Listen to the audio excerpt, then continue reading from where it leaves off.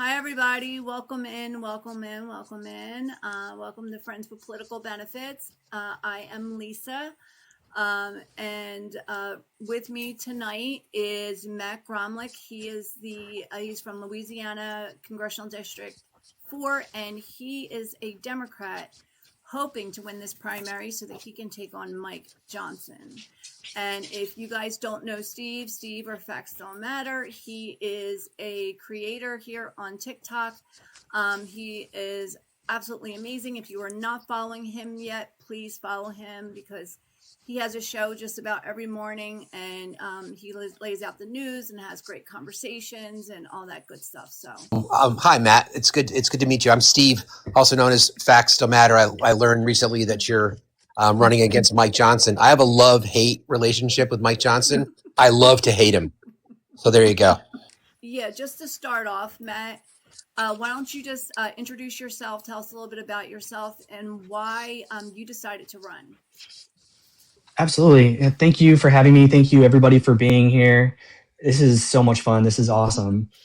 A little bit about myself. I am an educator. This is my 14th year teaching. I started out in the classroom K-12 teaching high school math and science.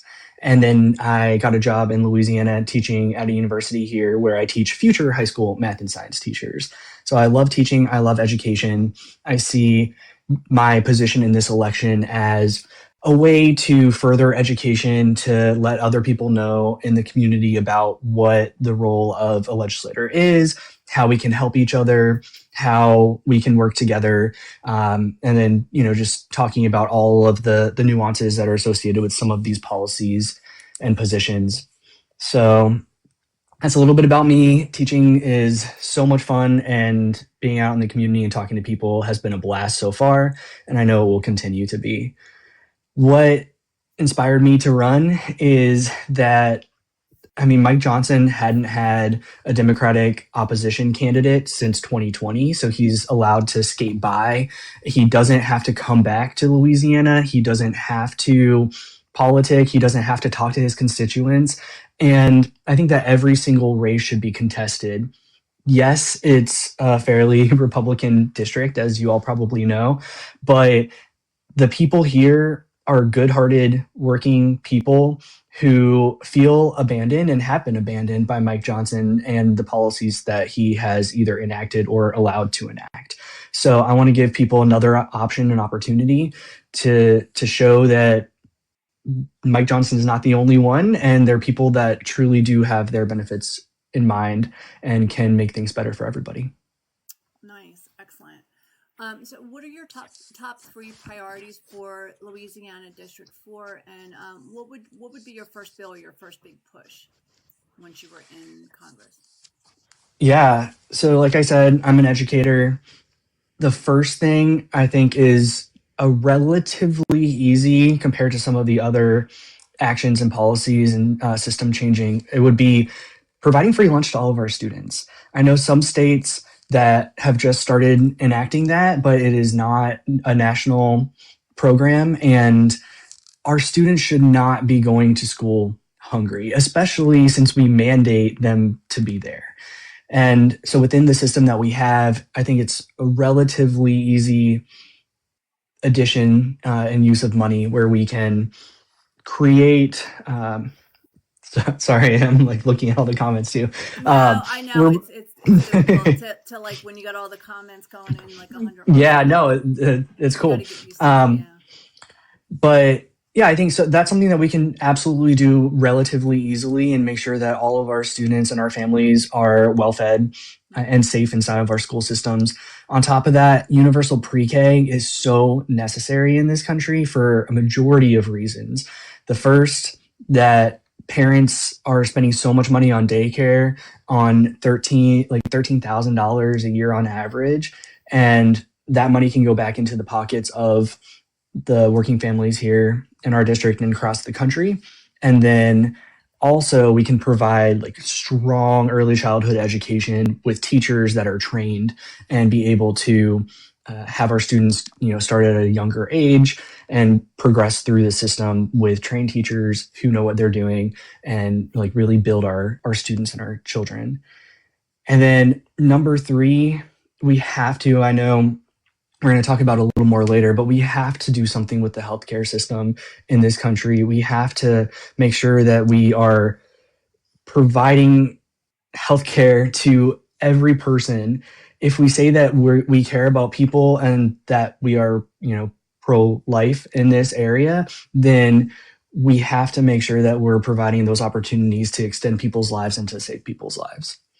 Matt, are you an advocate for a Medicare for all or universal healthcare model? Is that what you're supporting? Absolutely. Yeah. I think the term Medicare for all has a negative connotation associated with it a little bit. Whatever you want to call it, we need some type of universal healthcare system that isn't tied to people's jobs, that doesn't keep people like trapped in golden handcuffs, and that allows for every single person in our country, regardless of pre-existing conditions, age, background, that they get access to good healthcare. And we have the funds to do that. We just aren't prioritizing it. And just to follow up on that, if I could, Lisa, because Mhm. if I thank you for that, and I agree, Matt, about the branding around Medicare for all or Mhm. universal healthcare. Sure, whatever you want to call it, I don't care. We just need it. I'm sure you would Mhm. agree. Yeah. Yes. I think I read recently that I think your district, and I could be wrong about this, has a very high rate of participation on the ACA.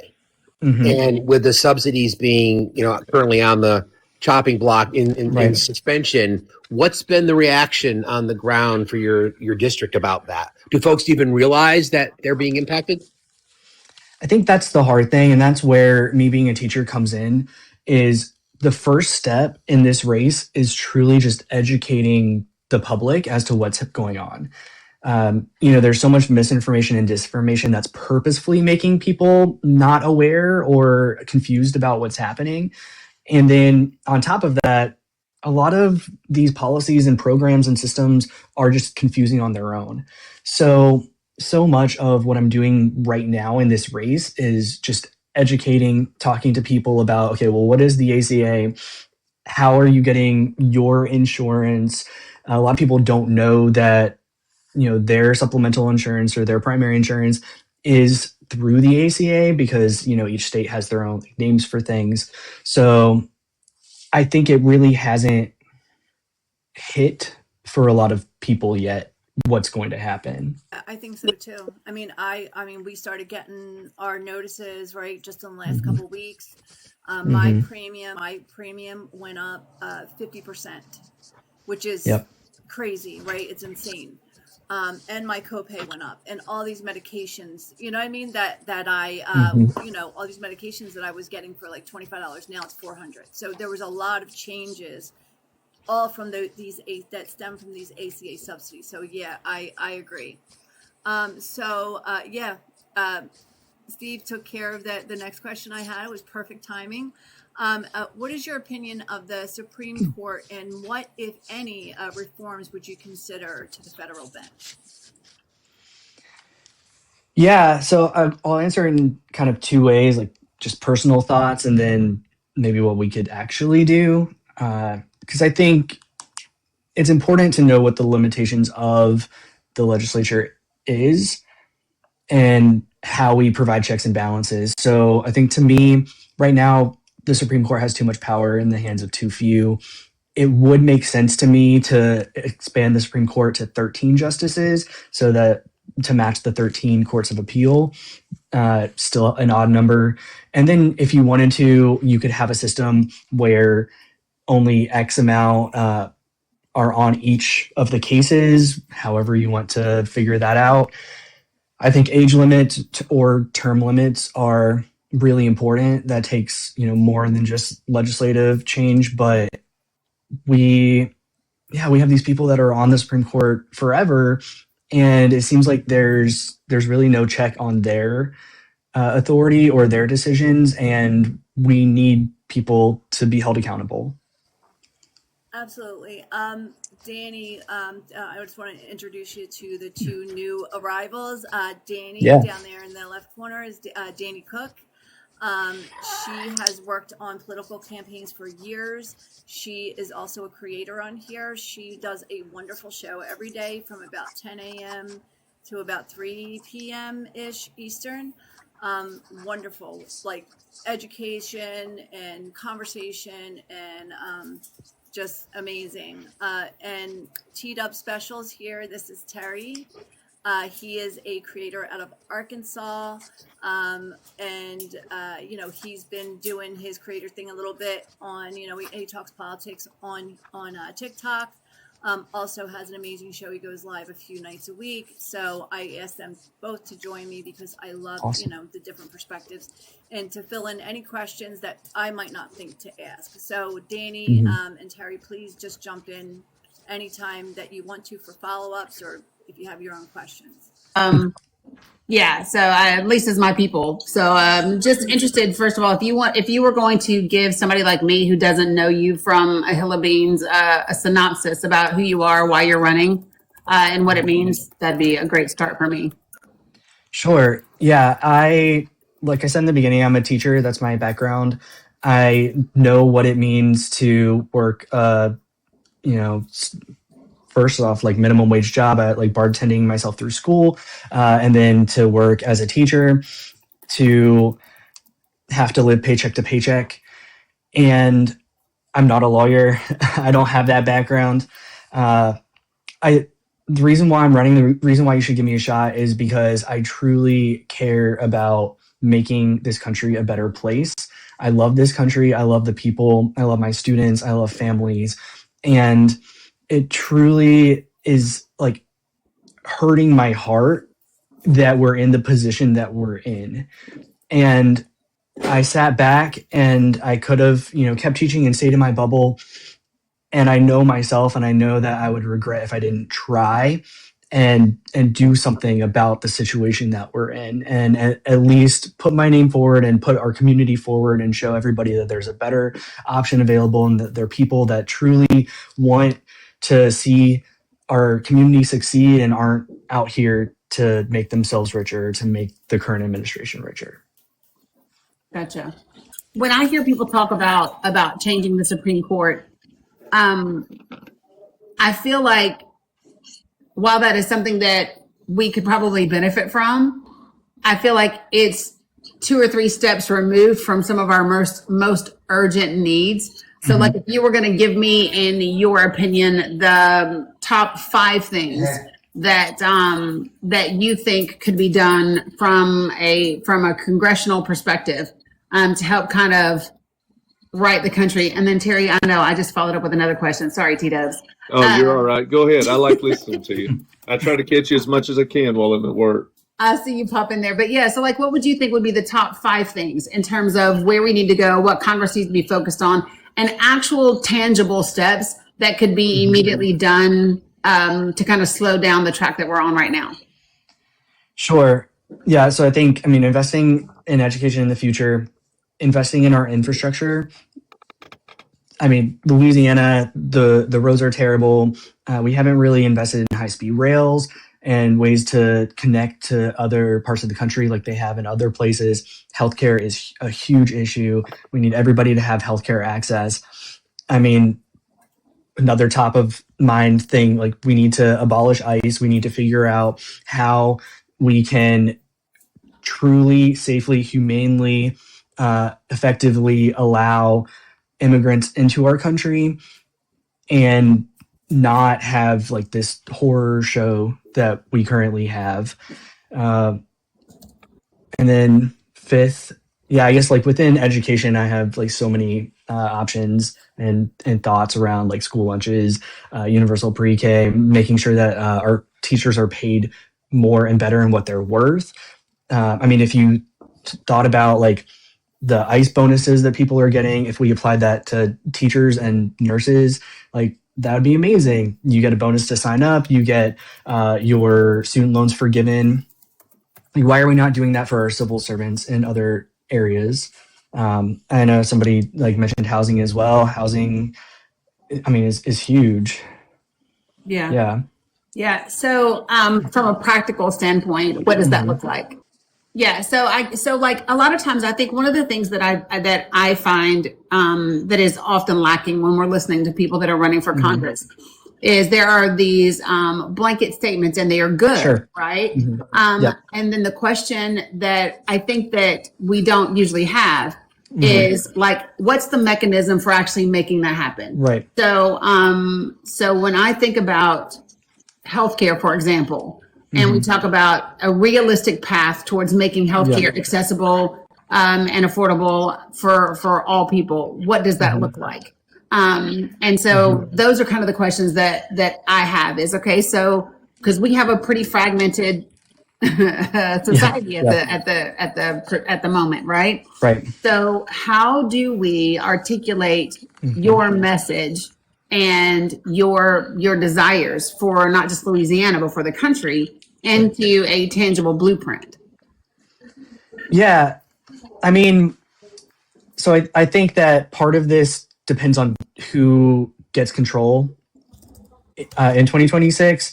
You know, you can do a lot more if you're in the majority than if you're in the minority, but it requires you to, one, like, be in session, two, write bills. I think one of the things currently that's happening is there's like conversations and talk, and then bills aren't even written because they don't think that it's going to get the votes. And then you see like the files like that, people backed it. Yeah, every single person except for one. So I think that you have to write bills. You have to like actually do the work and work hard, not just talk about it. Collaborate, learn from older members, but like put bills in front of the floor, make people actually vote on things, and not be able to abstain and stay on the sidelines and like not get anything passed. So my question for you on that, in that regard, would be, you understand you're running as a Democrat, and Yes. you have certain requirements that are expected of you, like call times and things of that nature. Yep. And I haven't got a chance to ask, but who's funding your campaign? So right now it's self-funded, Okay. a little bit, and then family, friends, grassroots, community. Okay. All right. So no corporate donorship, no PACs, nothing like that. No. So that being said, you want to do this and you want to stay out of the money. When it comes time to do your call time, in order to get your bills put up in front of there, what is your reaction going to be to that when you're asked to go up and do a standardized call time to make money for the DNC? Oh, that's a good question. I mean, like call time to PACs or to more like grassroots individual donors? Yeah. So what Terry's talking about is that a good portion of the time Congress people spend on the phone begging for money from corporations, from big donors and political action committees. It might not even be a super PAC. Right. It might be the I don't know, green lobby, right? That is like fighting climate change, or the whatever lobby, the energy lobby, like whatever it is. And so you have to pretty much call and get money, and it's for the party itself, and then the party uses that money to fund different campaigns and stuff like that. So the reason why Terry is asking is because there's a lot of open source candidates that are running this midterm, and they're not like affiliated with any party. They're independents, and so they won't have to be they won't have to do those call times, but you will be expected to, or your committee assignments will be cut. And so even though you're not taking corporate money, right, for your campaign, you can say we're not taking corporate money. You're still going to have to beg corporations for money if you become a congressperson. And so it's kind of like all the same thing. So that's what Terry's getting at. I'm not sure if you even knew that was a thing, because some people don't know. I knew a little bit, yeah. I mean, I think that you have to stick with your morals and values. And so if there are companies that align, then those would be the first to kind of contact. But I don't know. You don't feel good about it. I can Sorry. tell you don't. Sorry, I don't. I'm sorry, man. I'm sorry I put you out there like that. No. You're good. I just feel like you need to be completely aware of everything that's going to be asked of you. Yeah. During your hopefully that you get elected, but you're going to be asked a lot tougher questions by them than you are from us. Yeah. No, absolutely. Let me ask you a couple practical questions along those same lines, Matt. So, along these same lines, so for example, if legislation was introduced that would ban or overturn Citizens United, would you sign on to that? Yes. Yeah. Would you sign on to legislation that banned lobbying? Yes. That's a little bit more complicated, but it's good to hear. I have this theory that I believe in this just opinion that if you were a lobbyist, you can't join Congress. And you can't become a lobbyist after you join Congress. Yeah, I agree. So, okay, and then would you sign on? I know you talked briefly about the Supreme Court. Would you sign on to legislation if there was a bill to expand the Supreme Court to 13 justices? Would you sign on to that, or consider co-sponsoring, for example? Yeah, I mean, I think the mechanism in which that happens is really important. The process, how it's rolled out. But yeah. Okay. Then my little follow-up to that. Tell us, so if you could give us the picture of a constituent in your district, who is that person? Yeah, I mean, it's hard to just pinpoint one person, but I think the average constituent in my district is a fairly moderate in the past person who wants their family to succeed. They want to feel safe. They want to have a better future for their children. And so I think that even people who are like overall more moderate, I mean, the right has shifted so far that like the progressive stance isn't that crazy if we're able to talk and communicate and frame it as, we're wanting very, very similar things for our future and our children's future. Working class Americans, Yes. median income or slightly below. Oh, yep. 2 kids in school, maybe trying to make ends meet. So the reason I'm asking is because what I want, I'm a progressive, so I want those priorities. Yeah. As you talked about public education, being raised by a teacher, I'm so grateful. More teachers in office, please. More teachers in office, please. And I think going forward, you might get asked that question again about who is that person in your district. Like if you're to put the picture on the wall, this is the person that I need to convince to vote for me. So thanks for answering that. I appreciate it. Yeah. So I'm interested in your characterization of the average person in your district being moderate.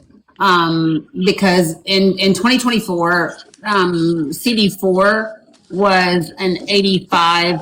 I mean, you only had Republican candidates, right? You didn't even have a Democratic challenger in CD-4. Between the two, Mike Johnson won by almost 86%, whereas his competitor was 14%. Yeah. So I'm interested at the characterization of that portion of the country and that portion of the state as being moderate. What makes you say that, given the fact that there were 2 Republican candidates in 2024, Mike Johnson and someone else? Mike Johnson is probably as opposite of moderate as you could get, and he still got 86% of the vote. I think that comes to name recognition, and the person that was running against Mike Johnson really didn't. I mean, grassroots-ish campaign, didn't raise a lot of money. He talks about like a $4,000 campaign. Wasn't out canvassing. Wasn't really involved in the community. Just like put his name on the ballot as the opposition vote. Yeah. Without like going into the community and doing the work. So what made you want to run as a Democrat versus an independent, as a Democratic Socialist, or as something else? What made you say I'm going to run as a Democrat? Yeah, that's a good question, because I think running as, an independent potentially might be easier, but I need to be like true to myself and my values and what I align with. And I do think that like for me personally, like grew up in a super conservative Christian military family, and the right has moved. Like I haven't really moved that much as somebody who grew up Christian and who like cares about humanity and cares about taking care of each other and the Good Samaritan. And I like the right has moved and we haven't. And I think it's important to talk about that narrative and why you could potentially run as a Democrat and win in this space. Yeah, so I would agree with you that the Republican Party has shifted. I'm also interested because I probably have heard you mention values or morals about 5 times since I logged on about 20 minutes ago. And you mentioned Christians. And so some of the things that I know we have a challenge in this country is Christian nationalism and Christian Zionism. And so can you share with me what you think those values look like and how they show up in legislation, right? So like if I were, so I believe that pretty much every issue that we're going to discuss in the realm of politics comes back to one of 4 pillars of policy is what I call them, right? Okay. And the acronym I use is HE, right? So it's healthcare, education, housing, and economic mobility. Those are the 4 things that people pretty much care about all the way across the board. So when we talk about healthcare and then we talk about morals and values, obviously you're going to get into gender affirming care. You're going to get into abortion access. Right. You're going to get into whether or not you're going to have Medicare or Medicaid access for all. There's several different things. So can you share with me how those things kind of mix together and mesh in your world? Right. Yeah. I mean, there's so many nuances to every situation, to all of these things, but overarching, it's making sure that we're treating people like people, that everybody has rights. Everybody should have the access to healthcare. Everybody should have access to education, that we're treating people humanely and that we care about them. And we're not, pulling people families apart. We're not sending students to school hungry. We're not denying people access to healthcare who have pre-existing conditions. We are having policies in place that are thinking about people as people and not as numbers or data statistics. Okay. All right. So what is your stance on reproductive rights? Yeah, I mean, I'm all for that. It is, people have bodily autonomy and they get to choose with themselves and then with their doctors and make sure that they're following the best practical medical advice and making decisions that are best for them and their bodies and their families. Okay. And how do you communicate that to the folks in your region in a way that you think is, because for me, this is a very polarizing. It is. It can be a very triggering topic. And so for me, I think it's so we could leave here and be like, Matt's the best shit since sliced bread. He's amazing. Yay, we love him. Right. My thing is, how do we turn that into a practical strategy that can actually win a campaign? Yeah, absolutely. Yeah. No, Leo, he said he's pro-choice. Is what he said. I don't recommend that he use that verbiage, but that's what he was saying. When he says bodily autonomy, which is also a phrase maybe I wouldn't use, but that's kind of what he's saying. Yeah, you're welcome, Leo. Sorry. Steve, I thought I saw you come off mute. Yeah, are you all set, Danny? Yeah, I'm, okay. So another divisive issue that we have in our country is firearm violence. The number one cause of death for children between the ages of 1 and 18. I am tired of thoughts and prayers. What would be some policy decisions you'd like to make in regard to saving children's lives? Yeah, absolutely. As a teacher, we shouldn't have to do these armed shooter drills in our classrooms with our kids. It's terrifying. It's maddening. It's frightening. We have to, I know the Second Amendment exists, but we have to put into place policies and systems that allow some people to get firearms that are trained and that have the like mental ability to do so, and then other people that don't. So we need to make sure that we're like increasing background checks, making sure that everybody has background checks and that they are able to pass them. We need to look at like mental health and make sure that we're not putting or allowing guns into the hands of people who have, potential mental issues or deficits. And then like really look at automatic weapons. I mean, from Louisiana, like people go hunting. It is a thing. For some people in my district, like it's a way of life. Like it is how they get meat. So I think that we have to be like really clear on what type of weapons are like okay and good and relevant, and then what type of weapons just like don't make sense in a civilized society. So to follow up, then, would you support a national universal background check system, all 50 Yes. states being the same?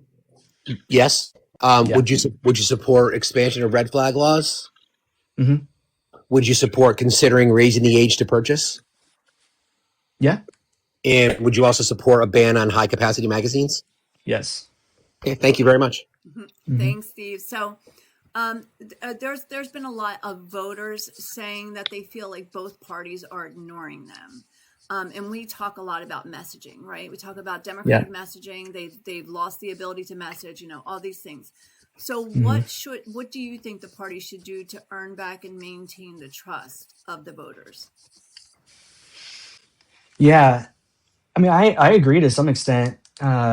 I am running as a Democrat right now, but I don't have support from the party. When I talked about running, they told me there's somebody else that they like. Like I might as well not do it. So I can see Wait, hold on. how. Stop. He's been running unopposed, correct? Right? He's been running unopposed, Mike Johnson. Correct. So there is another Democratic primary person right now. And I wanted to ask you that too, because you said he's been running unopposed. So now the so the Democratic Party decided they're going to get in right on the game. Yes, they did. And they're telling you don't even bother because we got our hand-picked person. Correct. That to me, that's a whole problem. And Dana, you can speak to this because you've worked on campaigns. But for the Democratic Party to be telling people that they shouldn't even try because we got our guy that we want to win. To me, not, and so just to be clear, not officially the Democratic Party, just people within. Oh yeah. Yes. Yeah. Okay. Yeah. So I mean, so the party likes who they like, and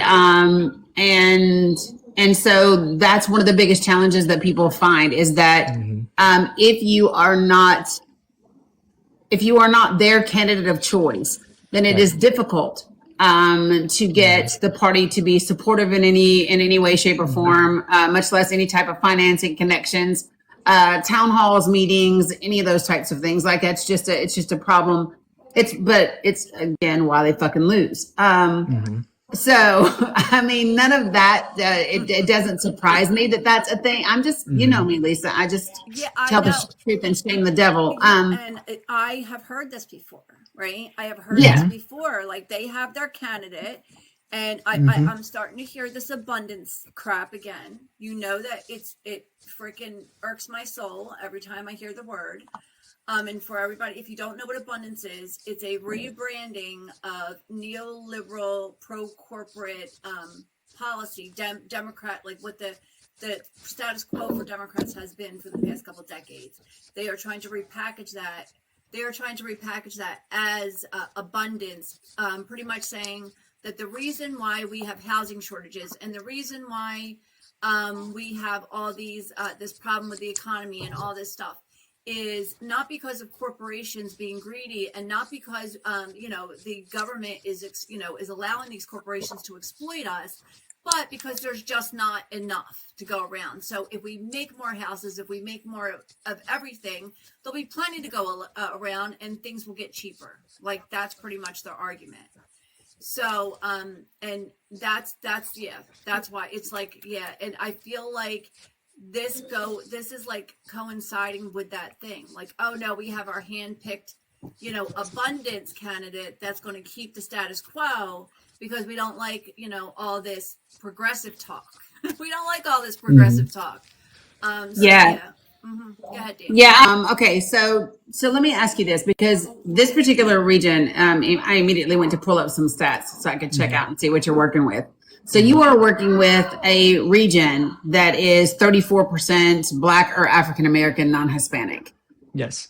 What is the plan for reaching those people? The plan, so I got my first endorsement today from a Black pastor in one of the churches in the district. And then I'm able to speak. I was asked to speak at the State of Black Shreveport here at the end of the month. It is connecting with the community. It's working with leaders of all types in the community, going to churches, going to events, going to everything, and showing that I'm a part of the community, that I'm talking to people in the community, I'm standing with the community, and getting involved. Okay. Can I offer you a suggestion? Sure. The Democratic approach to Black voters has always been the church, and people want you to stop that shit. So that is like, if you think about the Democratic Party from the Civil Rights Movement, that's their deal. It's souls to the polls. If you want to get Black voters out, go to their churches. And while that works for some older Black voters, much of the younger Black voting population isn't sitting up in church like that anymore, right? And so one of the things that I would offer is that is not where the voters are, Detriel. I'm going to tell you right now, I don't know how many campaigns you have worked, but I'm going to tell you right now, that is not where they are. And I would look at your community events that are happening more so than just church events, right? And just being frank and being honest. So like, it's about going into the neighborhoods and into the hood and into every community that and where they exist, and being honest, right? You're a white dude who knows absolutely zero about being Black in Louisiana, right? And Black in America. And so that has to be the conversation is, listen, I'm not going to fake the funk and tell you that I have the answers about, what it means to be Black and brown in this country, because I don't. Can you share with me what it is that you all need, right? And it's asking those questions and getting those voters engaged. Lisa, they said reset your goals. Yeah, you're welcome. But so it's going to be around that. It's going to be around those types of conversations to get those people engaged in the process and reconnected, because most of those folks are looking for a reason to vote. And I would bet you money they're not. I would love to get into I'm already going, I wonder what percentage of the Black population is registered to vote. I wonder what percentage of the Black population actually came out to vote. And I would especially be looking, if I were you, I'd be looking at Black women in that particular CD-04. When you have 34% of the population that is Black, you have the ability to make significant gains in that particular region when it comes to your race. But go ahead. Absolutely. I'm going to shut up and let somebody else talk. So Danny, wouldn't it be to me, if I was going to run, I would find some Black like community organizers, nonprofit, people who already work in the community, and have already know it, like through and through, that can work on the campaign, with the campaign. Absolutely. With you and guide you and tell you where to, where you can find the voters. Let's go back to your district a second, Matt, if we can, because we always talk about how we know that we all struggle in the midterms to get voter turnout. And one of the things that I've been trying to focus on is voter activism, about getting non-voters to get back in the fold. So I'm just curious about overall the percentage of registered voters in your district that actually turn out to vote regularly. Do you have any idea what that number is? Yeah, it's a little hard. Like midterms versus the presidential, but about 60-ish%, 60 to 70% are turning out in the presidential. Oh, for the general, right? Yeah. So we can assume then that number, they say on average that number drops between 8 and 10% for midterms or our special elections. So what is your plan to try to re-engage with registered voters, conservatives on both sides, conservative Republicans, conservative Democrats? Right. What's your plan to reach out to them? Yeah, I mean, we're doing so many community events and we're canvassing. We're going to every single place that will have us, that will invite us.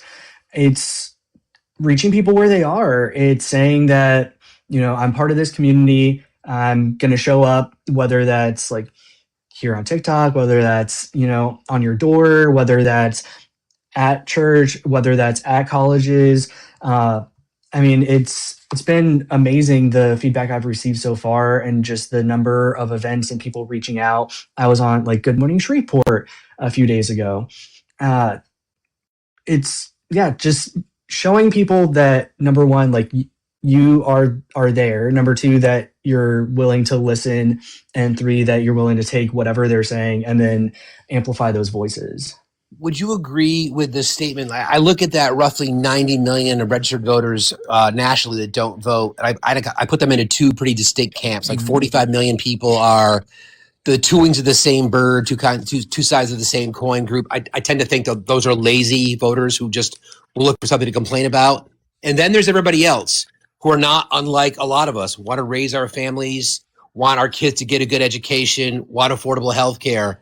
That's a gettable group of voters that I wish messaging was focused on them.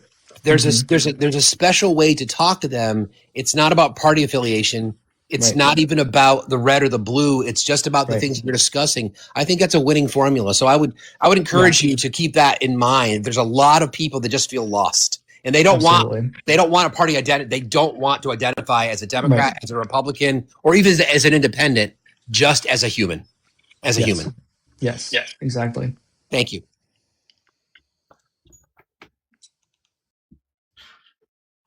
I think what this country is craving right now is authenticity. If you look at the political candidates that have been up there, I think being your authentic self instead of trying to be a perfect candidate, because we all know that there is no such thing as a perfect candidate. Yep. People are looking for real people to come in with a real message. And that being said, you being an educator, if you could snap your fingers today, what is the reform that you would want to see in education to make things better for not just your constituents, but for all Americans in general? Yeah, my top thing is universal pre-K. There's just so many positives that are associated with it. So you provide new jobs when we're building these pre-K spaces, all these new schools. You provide like long-term jobs for teachers. You have like qualified early childhood educators that are put into the classroom. And then you have the kids, the students, who are learning from a real certified teacher, not going to daycare, as well as you have that like financial burden that's removed from families. So that average $13,000 a year that parents pay for their kids to go to daycare, now that's going back into their pockets. So that's a huge reform that I think is like really possible in our community, in our country, and that would help everybody. You're now in Congress.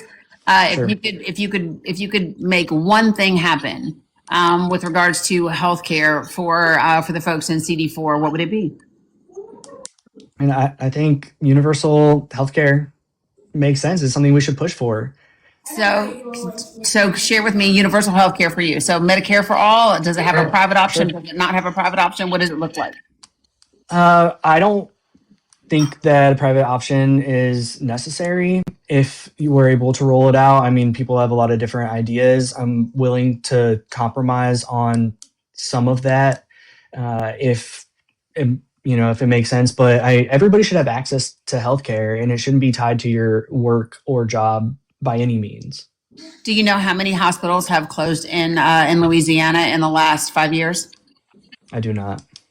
Okay. That would be something that I would look at, right? Sure. Is to find out, because one of the things that we've seen happen in healthcare is since 2005, we've had a ton of rural hospital closures, but what's happened since 2019 is urban hospitals that have been closing as well, right? And so people don't realize that in the inner cities, in urban communities, that's a really big thing that is happening as well, right? Yeah. So I would also look at that. Do you have any idea what what the maternity care, maternal care access, and maternal deserts, maternal vulnerability statistics look like for Louisiana? Not the statistics, no. Okay, so that's also an area that I would look at. I would look at how many birthing centers have closed in Louisiana over the last 5 to 10 years. I would look at what percentage of your counties don't have access to maternity care or a birthing center or an OB provider. Like for the entire country, it might shock you to know that 57% of the counties in our entire country do not have a birthing center or access to a hospital that has OB care. Yeah. That's more than half the country, right? So when you go to talk to people about those types of deals, while we're having those issues, you create problems for people that do want to have babies, that do want to have healthy babies, right? And so those are some of the things that, from a healthcare perspective, you might want to take a look at, right? Okay, so let's go next. Yes, lady. I'll jump in, Danny, if you got to do ahead, it. Steve. So, and I think the question that Danny asked, I think, is a good one about funding, Matt. And I think maybe the answer that I'm looking for is about the approach that how we address corporations and the billionaire class. We've seen a continued chopping away at the corporate tax rate and so many tax loopholes in our system. I see you nodding. Yes. So, how would you support raising the corporate tax rate, for example? Yes. Okay. And of course, there's so many regulations that have been cut. For example, one of the things that really should drive all of us nuts is DOJ going after the Consumer Fraud Protection Bureau, which reinvested puts $26 billion back in the hands of American citizens, right? So would you advocate for a return to programs like that and consider funding them properly so that they can do what they're hired to do? Yeah, absolutely. I mean, CFPB makes sense and, brings in more money than it costs. Like, why wouldn't you? Why wouldn't we want the corporations to pay their fair share and, pay back? Yeah, and then programs like DOJ. I think conceptually, DOJ is a good idea, right? It's just what we the wrong people in charge, so to speak. Yes. So would you also support, government efficiency programs like audits for all government agencies, DOD, et cetera, and then reprioritize money to support education and healthcare as you described? Yeah, absolutely. I mean, I think that's important. There is some waste in the government. I don't think, nearly as much as what DOJ said it was. But thinking like, where's the bulk of the money now versus previously? It's because the billionaire class is not paying their fair share in taxes. And like, that's, a huge discrepancy in what it was in the past and where we are now. Thank you. Matt, I want to introduce you to my co-host, Stacy, down there in the corner. It's me, Stacy. Hi, Matt. Stacy has a question for you. It is a pleasure to meet you, and thank you so much for taking the time to come into our humble live and just allow us to pepper you with questions. Sure, yeah. It's been and great. just kind of try to get to know you. So I have, it wasn't planned, but I have kind of become a bit of a nerd when it comes to immigration. I'm a nerd with the numbers and the data, but also in my heart, it just all of us, I think, are really compelled by immigration right now with what we're seeing. But I wanted to know, as far as your agenda is, what does a fair and functioning immigration system look like to you? Border management, asylum, legal pathways, work permits, etc. Like what is your and what would your top priority be? Because I know what mine would be, and then go from there. Yeah. Again, I think we need to treat people like people. We need to have a policy in place that is compassionate and empathetic. And this country, was created by immigrants. We're all immigrants. Like, we need immigration. So closed borders doesn't make sense in any way.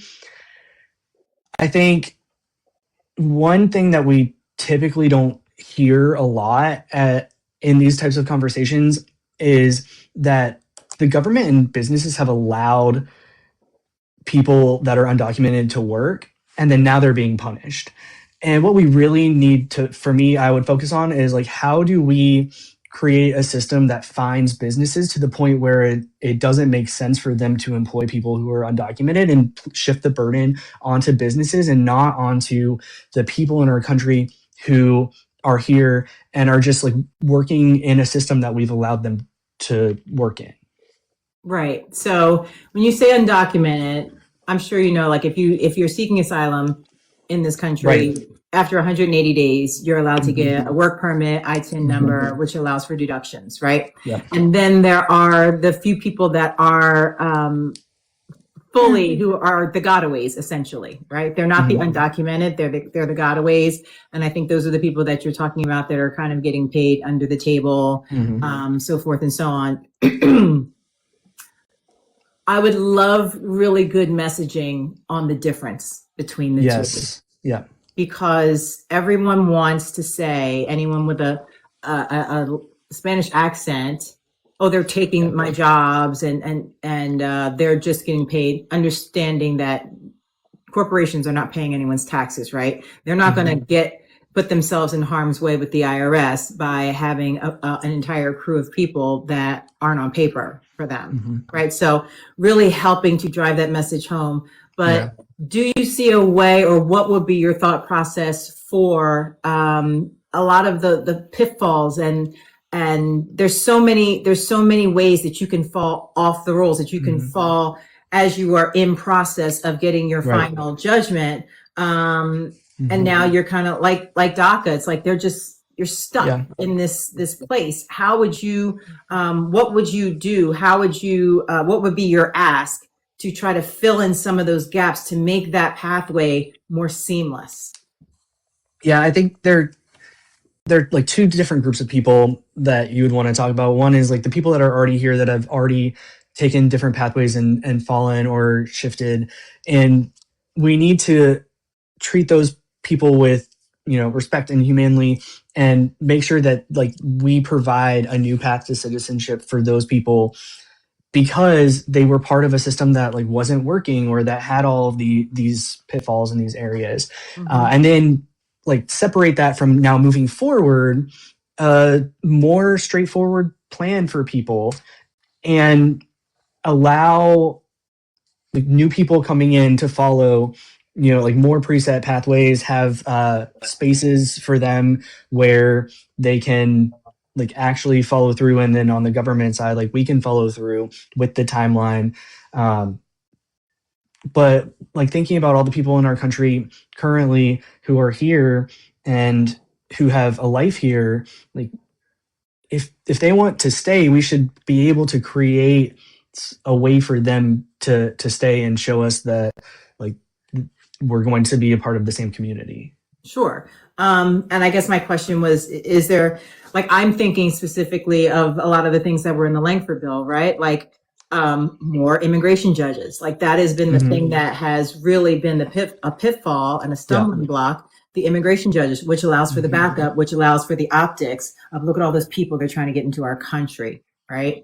So making sure that we are giving the system the resources that it needs in order to be able to fulfill the process as it stands, and then in improving that process, right? Making that a little bit more of a cohesive manner, right? The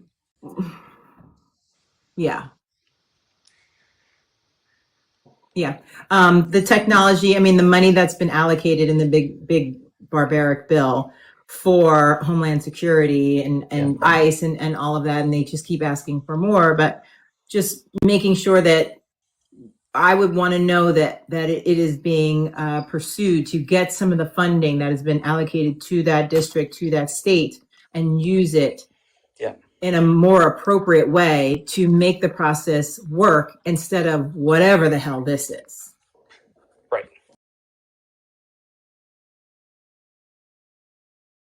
I would say to you, talk to those people like the teacher that you are, right? Mm-hmm. I see in my classrooms right now children that come to school every day and they are hungry. I see children in my classrooms every day that could have benefited from a support system of being able to know how to write their names or say their ABCs or count to 10. We talk about wanting us to be America first. We talk about wanting to be able to compete with countries like China and Japan and all of these other places. And the reality is that if we do not invest in our children, that cannot happen, right? And so it's about that conversation with people. And I would say get real with people, get in the communities and find the people that have been negatively impacted because and under Mike Johnson's leadership and use that because that's what people are looking for.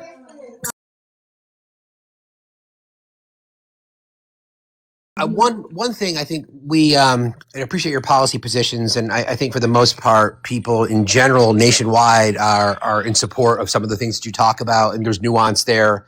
There's some things there, but I think one of the things that's really missing that I think Democratic voters and progressives are thirsty for are fighters, are people that are willing to, figuratively speaking, get bloody knuckles. So let's think ahead. You win your primary. And you are standing on a debate stage against Mike Johnson. Are you willing to call him a liar? Oh yeah.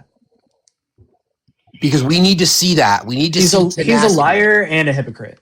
Yes, we need to see tenacity. We need people to say, decorum be damned. We need to be willing to drop F-bombs and call out the things that we see every single day. And that's what's been missing. So I really believe that if we have Democratic candidates, especially people with your background, who care about education, who care about healthcare, who care about our neighbors, you've got to be willing to fight. So I hope that's the case, Matt. I really do. Absolutely. Thanks for saying that. Yeah, thank you, Steve. Thanks. That's great. So that was actually my next question was, once you win the primary, right? What will be your contrast between you and Mike Johnson? Like, if you elect me, you get this. If you elect him again, you're going to get this. Yeah. If you elect me, you get somebody who works hard every single day for the people in Louisiana, in our country. And if you elect Mike Johnson, you get somebody who barely works as it is. I mean, the fact that Congress is out all the time, when they're in session, he's in Washington. When they're not, who knows where he is? He's not in our community at all. He's not going to any events. Nobody's ever met him in person unless they went to high school with him. So you're going to get somebody who is like involved in the community, who's here, who cares, and who shows up every single day. That's not him.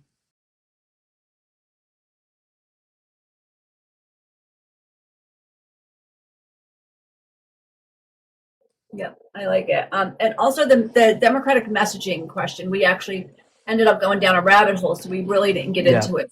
What do you think that the Democrats need to do to, like, with their, like, to message? Like, I don't know. I don't know about everybody else, but I'm really starting to get to the point, like, are they losing on purpose? Right. Like, are they really this bad, like, without doing it on purpose, right? Yeah, that's what I'm starting to think. It's so frustrating, but I think so many things are tied together, and a lot of this is tied to these PACs and this corporate money and how it, makes them beholden to people, and they've sold all their values. And I don't know, we need people who aren't. We need people who are average, people who are wanting to fight and who've shown courage and morals and like steadfastness in this life. Yeah. And but I think they are losing. They are losing, yeah. But I think that Steve really, really hit on it. It's just call a thing, right? Call balls and strikes. Yes. That's what Steve and Danny, what makes their shows so good is that they just call a thing. They say what it is. They don't play around with language. They don't sugarcoat it. They don't, like, decorum, right? And Steve will be like, if this is fuckery, he calls it fuckery, right? Yeah. Like he doesn't hold back. Danny, same thing, and Stacy and I do the same thing on our lives, right? And I think that people are just like hungry for just that kind of honesty. And if you don't know something, say you don't know. Yeah. Don't make something up, right? Like that's what I would say to the Democrat, to everybody running, right? Don't make something up. If you don't know, just say you don't know. Say, you know what? I didn't think about that, but I'm going to look into it. Or, I haven't thought about that. Can you tell me more? Like, just like you would if me and you were having a conversation, right? And don't worry about like looking bad or looking a certain way. People just want somebody who's genuine. Stace, did you want to ask a question? I did. I wanted to follow up with that. Something that we talk about a lot is answering the question straight. If you make a mistake, say that you made the mistake. Don't talk around it in circles and in these general sweeping terms, because that's when people tune you out. And that is how Trump won, because he just talked. He was like, I know your life sucks, right? Well, you need me to fix it, right? Right. And we're like, what the hell is he talking about? He hasn't, they were like, you have no policies. We're like, policies? I'll show you policies. Yeah. And then we policied them to death, right? They're like, we don't know what you're talking about. And you guys are so elite and you think we're stupid and you think we're dumb. You don't have to talk to them like they're dumb, but you have to talk to them, like Lisa said, and like Steve said, like they're your students, like they're at your house, like you got 5 minutes with them and they're like, I've been hearing about you. Like, how can you help me in my life? And start asking them questions like, so have you noticed your energy bills are going up? Like, ask them questions and then have your answers ready, right? Almost like in the courtroom, like you never ask a question in cross-examination you don't know the answer to, right? So set yourself up. It's not disingenuous, but it arms you with a number of ways to go. If you have everyday problems with people, have everyday problems that people are suffering from, and you have the solution for it, then you seem like you're ready. You're not searching for it, right? I do want to just harp in on just a couple of things, though. When you're on that debate stage, you have to have the position of authority. You have to have the voice of authority. You have to come in and say, this is what I know. This is fact. You can't dog around this. This is exactly how things are, specifically with Mike Johnson. Right. Well, we know what you said, but we also know what you did. And this is what you actually did after you said this. Those are the types of things that actually move people. Those are the types of things that won Mondami his election in New York, was his ability to be able to stand on facts, knowing his opponents just as well as they knew themselves.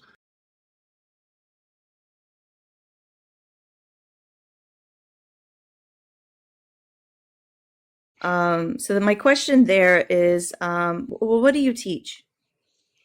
So I used to teach high school math and science, and then now I teach future high school teachers, so at the university level. Okay. How aware are you of the access to education being stripped from students with disabilities? Yeah, I'm aware of the previous laws, and then now all the things that are happening in the Department of Education with IDEA. Okay, so you're aware that the ways that they're doing it is not necessarily through law, but through funding? Right. Okay. And what are your ideas for helping to address that? Yeah, I mean, Congress should have access to the purse strings. So we need to make sure that we are, funding and that we're allowing funds to be distributed in the way that Congress appropriated them. And then if they're not, to hold people accountable. My next one that is high on my list is support and movement for not just the rights, but the protections of transgender people. Where are you on that? Yeah, I mean, I'm queer myself. People deserve the right to live. We right to bodily autonomy, and it's not impacting anyone else. So that, trans people, it's them and their doctor, and let's make decisions. Let's have protections for people regardless of gender, sexual orientation, identity, expression.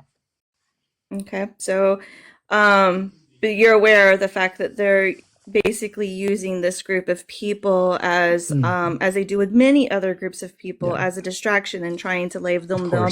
I call them they label them as T-Rex because we can't use that other word on TikTok, but they put them in T-Rex groups. Obviously they're not. So you have to be careful about the words that you use here.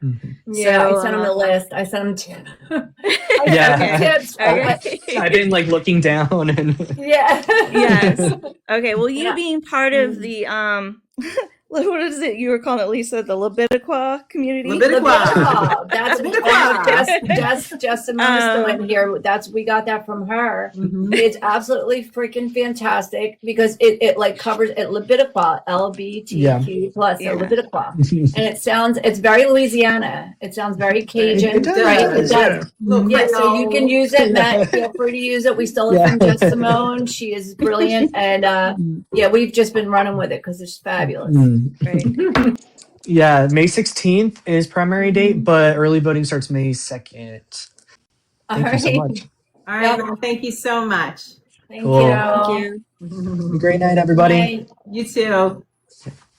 And I just have to say, like, he's so cute. He's so cute. He really is. I think people are going to love him. And I was watching in the chat, people were saying the same thing. They were like, people are going to love him. They were like, I love him. Genuine. He seems like everyday people. He does. He's not like slick, smooth, and polished. He's just like, listen. I think he's real welcoming and friendly. I mean, like, you just kind of feel like he's going to listen and get, care about people instead of, the corporate stuff. Yeah.